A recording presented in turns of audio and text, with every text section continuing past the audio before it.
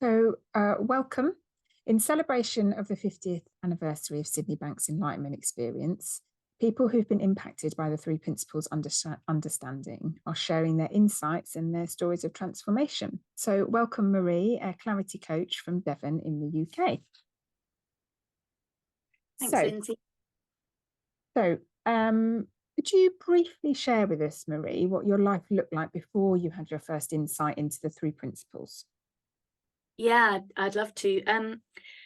I would describe myself as a real victim of life when I was younger. I really felt that life was unfair, and I felt that everyone was against me.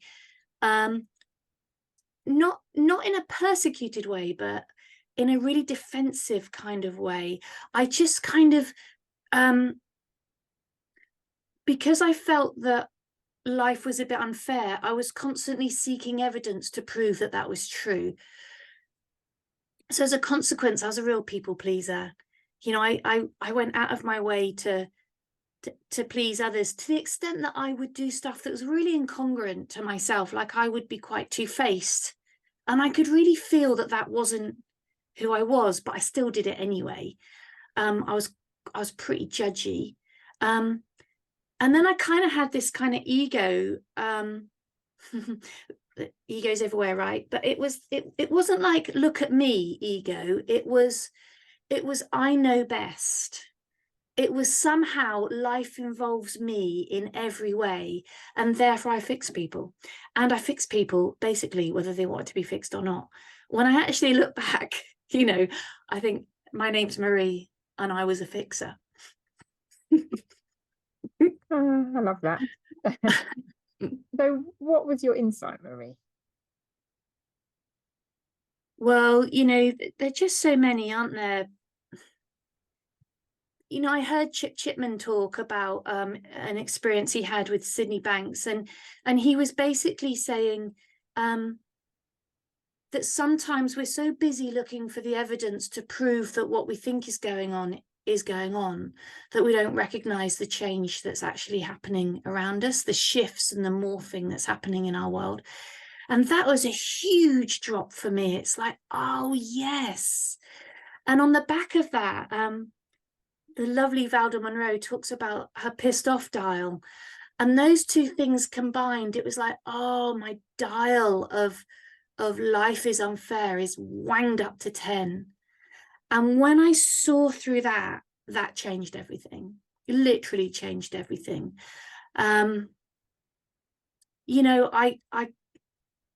really saw that I could drop the defensiveness, and that actually none of what was going on was about me.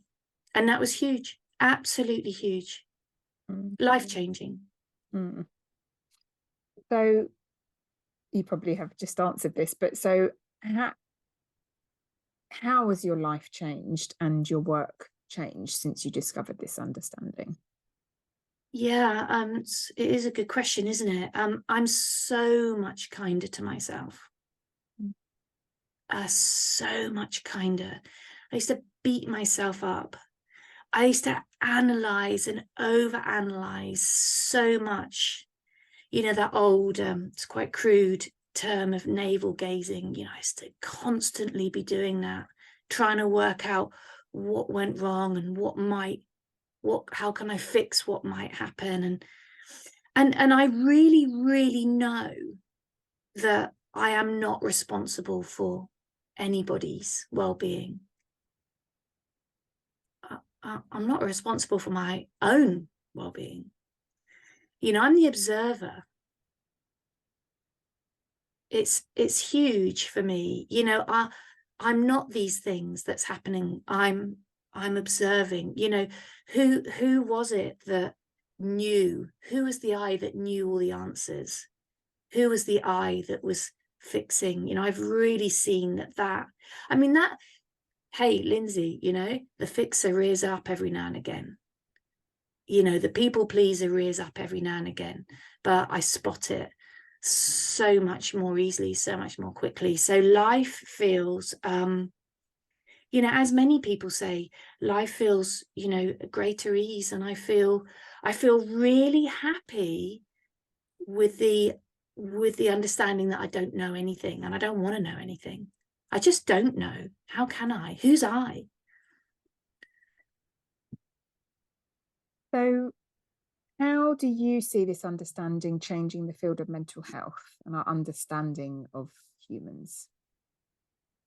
Well, I thought about this question quite a lot, you know, and I don't feel qualified to answer it. Um, and and the only way I can talk to it is to, like, if we could all get out of our own way, and if we could have a sense of being kinder to ourselves, and have a sense that we're all doing the best we can with what we've got in that moment. You know, Sydney Banks says, if I've only got a $10 note, that's all I can give you. You know, I can't give you 9 or 11. That's it. That's all I got. Well, it would be like we're all part of a silent disco. Like 8 billion of us are at a silent disco. And we're all plugged into the same energy supply. All our headsets are all plugged into that one source. But we're all hearing a completely different playlist. And we're all dancing to our own tune. There's no judgment of others or self-criticism. We're just having a great time. So life is a silent disco. That's all I've Oh, got. yeah, well, I love that. I love that. And what I really heard from you, or actually more felt from you, really, was just how much lighter I think your experience is now and how much more compassion you have for yourself and for others. And I loved it when you said that you really realize you're not responsible for other people or even indeed for your own well-being. Mm, So I think that's huge. And I just love the feeling that I can feel from you in how much your life has changed. thank you.